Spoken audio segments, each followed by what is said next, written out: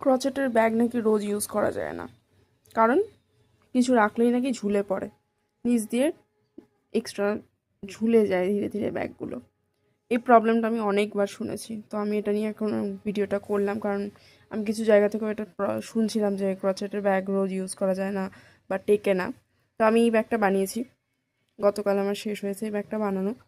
তো ভেতরে লাইনিংটা এখনও দিইনি, এখনও সেলাই করা হয়নি লাইনিংটা। তার আগেই আমি এখানে একটা বই রেখেছি, বইটার ওজন 150 গ্রামের মতো হবে। আর একটা চশমার খাপও রেখেছি, এটার ওজন 50 গ্রামের মতো হবে। বইটা 100 থেকে 120 এরকমই হবে, ভালোই থিকনেস আছে। তো আমি তোমাদের দেখাচ্ছি ব্যাগটা ঝোলে কি ঝোলে না, তোমরা নিজেরাই দেখে নাও। ব্যাগটা কিন্তু ঝোলে না, কারণ উপরের স্টিচগুলোও দেখো, কোনোটাই কিন্তু এক্সেসিভ যে ঝুলছে তা কিন্তু না।